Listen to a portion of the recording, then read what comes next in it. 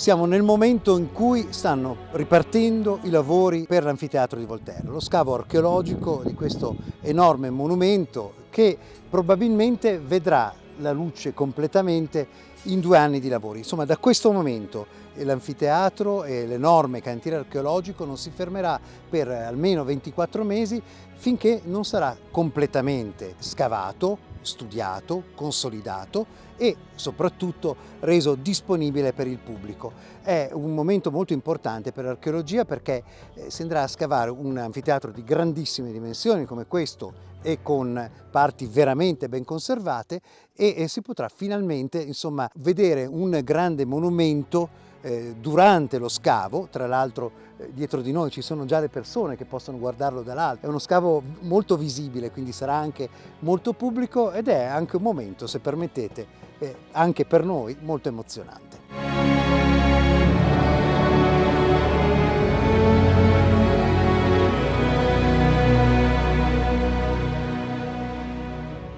Da questo momento i lavori dell'anfiteatro di Volterra vanno avanti finché l'anfiteatro non sarà completamente scoperto.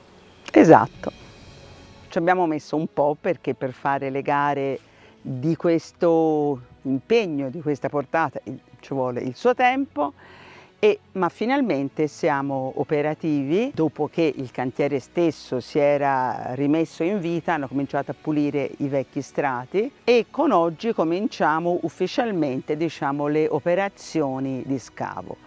Lo scavo è particolarmente complesso, quello insomma l'avevamo già compreso, insomma non era una cosa difficoltosa perché questo monumento aveva preso per intero la piccola valle, quindi vuol dire che l'unico modo ragionevole per scavare sarà quello di procedere in senso orario, quindi in qualche modo scavare uno spicchio alla volta. Adesso stiamo terminando lo scavo del primo settore, scavando alcuni dei vani compartimentati, li possiamo chiamare secondo alcuni anche carceres, per capire anche al loro interno, diciamo, quali dati possono racchiudere e anche per motivi di sicurezza, come dire, di stabilità del monumento. Poi stiamo continuando gli scavi dei corridoi che sono tra le varie prescinzioni, fra le varie murature che diciamo delimitano il nostro anfiteatro e poi appunto cominceremo invece a allargarci. Questa è la parte della gradinata che è già apparsa, che è proprio sotto il colle. Questo è l'ingresso dei sotterranei che sono stati trovati negli scorsi anni e solo parzialmente scavati. Le parti delle gradinate che abbiamo visto prima verranno unite attraverso lo scavo con il ritrovamento delle strutture fino ad arrivare a questa parte che è quella che è già stata scavata, che lo ricordiamo corrisponde a circa 1/4 dell'edificio. Il Comune, grazie ad un grande finanziamento privato, ha provveduto con una progettazione abbastanza complessa addirittura a spostare gran parte della fogna urbica, perché la fogna urbica adoperava come scolmatore il botro di Pinzano d'Occiola, che è questo corso d'acqua che poi fra l'altro è stato la causa della scoperta, no, del nostro monumento. Però capite bene che questo corso d'acqua, come dire, metteva a rischio tutto l'anfiteatro, essendo usato come scolmatore. Poi c'è tutta quella parte di ricostruzione, di individuazione di attacchi, di connessioni, di catalogazione pietra su pietra, per far sì che alla fine tutto quello che può essere rimesso al suo posto venga rimesso al suo posto. Ecco qui ad esempio l'incavo dove venivano inserite le grappe per tenere unite questi grandi blocchi. Allora, una delle prime cose che abbiamo fatto da quando abbiamo iniziato e abbiamo ripulito poi tutti gli strati che erano stati lasciati 2 anni fa è stata la pulizia per intero della sezione ovest del settore arena.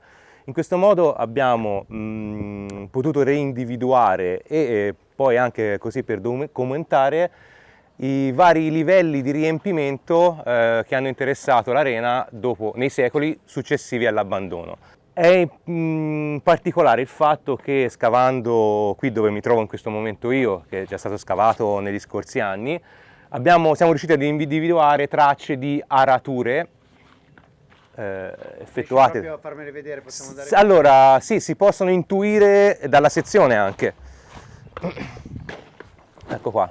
Queste ondulature sono la traccia del passaggio di un aratro. Si vedeva meglio ovviamente quando si poteva vedere la superficie dello strato, ma già così si capisce. E come si può vedere, a partire da questo qui, che è l'US 1244, da questo livello qui si iniziano a riconoscere lavorazioni agricole che hanno interessato l'area dell'arena nei secoli successivi all'abbandono. Partendo dal piano di campagna attuale c'è uno spessissimo strato di sabbie alluvionali, anzi colluviali. C'è proprio un'alternanza di strati argillosi e strati sabbiosi, dovuti probabilmente a impaludamenti dell'area.